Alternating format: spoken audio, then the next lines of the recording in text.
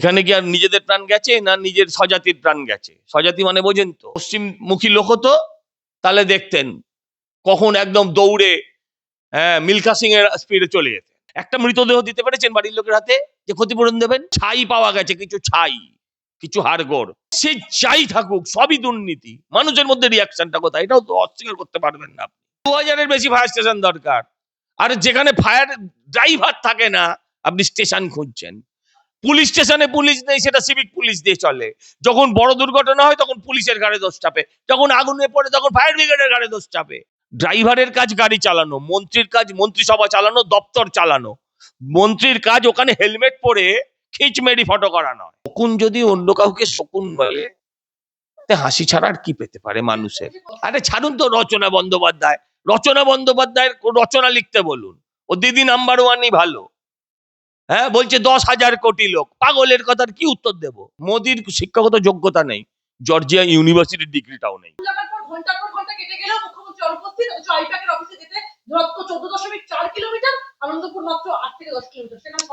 কিলোমিটারটা কোনো ফ্যাক্টর নাকি? ওটা তো চাচা আপন প্রাণ বাঁচা ছিল। এখানে কি আর নিজেদের প্রাণ গেছে না নিজের স্বজাতির প্রাণ গেছে? স্বজাতি মানে বোঝেন তো। হ্যাঁ, এটা যদি অন্য ধর্মের লোক হতো, পশ্চিমমুখী লোক হতো তাহলে দেখতেন কখন একদম দৌড়ে মিল্খা সিং এর স্পিডে চলে যেতেন।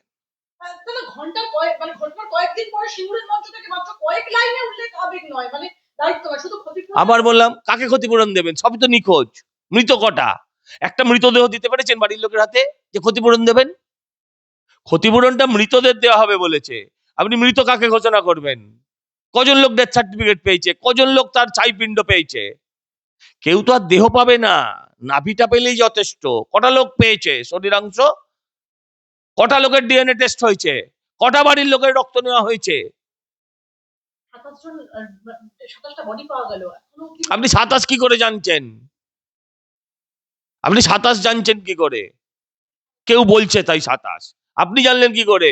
27টা মাথা পাওয়া গেছে, 27টা পা পাওয়া গেছে, মানে 27 জোড়া পা পাওয়া গেছে। কি পাওয়া গেছে? ছাই পাওয়া গেছে, কিছু ছাই, কিছু হাড়গোড়।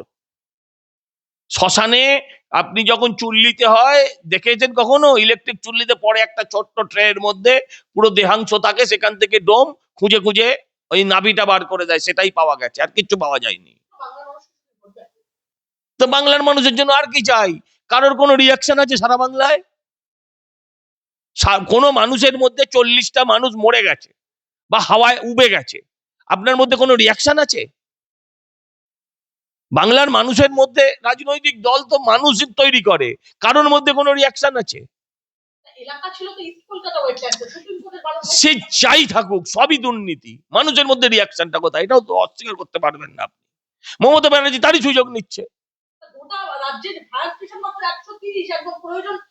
2000-এর বেশি ফায়ার স্টেশন দরকার।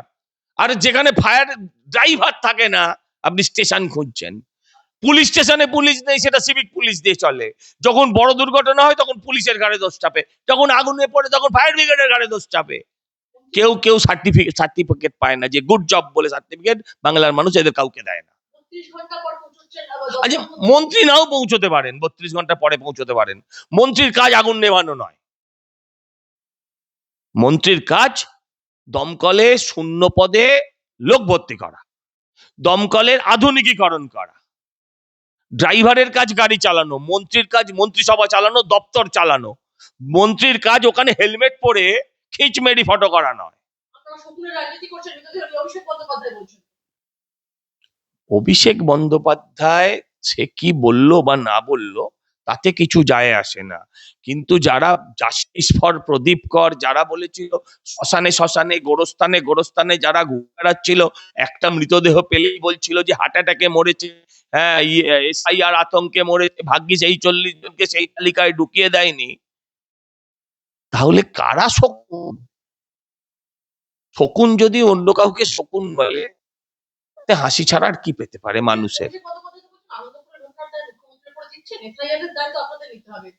আচ্ছা ঠিক আছে, এসআইআর এর দায়টা আপনি প্রমাণ করুন, আর আনন্দপুরের দায়টাও তদন্ত করে প্রমাণ করুন। আমি বলছি এসআইআর এর দায়টা আপনি প্রমাণ করুন, আপনি বলেছেন 100 জন পরিবারে মারা গেছে, কতজনের পরিবারকে নিয়ে গেছেন, তাদের কতগুলো অভিযোগ রেজিস্টার করেছেন? আপনি যাদের হোক নিয়ে চলে গেলেই হবে যে এসআইআর আতঙ্কে মরে গেছে।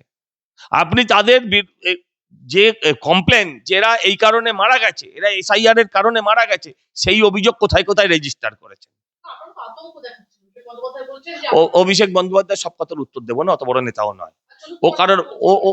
ও কারোর এ হতে পারে, ভাইপো হতে পারে, ওর কথার এত প্রশ্নের উত্তর দিতে পারবো না। আট ভাট কথার কোনো উত্তর হয় না। আরে ছাড়ুন তো রচনা বন্দ্যোপাধ্যায়, রচনা বন্দ্যোপাধ্যায়ের রচনা লিখতে বলুন। ও দিদি নাম্বার ওয়ানই ভালো। হ্যাঁ, বলছে 10,000 কোটি লোক, পাগলের কথার কি উত্তর দেব আমি প্লিজ? হ্যাঁ, কিচ্ছু নেই, মোদির শিক্ষাগত যোগ্যতা নেই, জর্জিয়া ইউনিভার্সিটির ডিগ্রিটাও নেই। মোদির হয়তো শিক্ষাগত যোগ্যতা নেই, ওনার কথা অনুযায়ী আমি ধরে নিলাম, কিন্তু বলছি মোদির জর্জিয়া ইউনিভার্সিটি চুরি করার ডিগ্রিটাও নেই।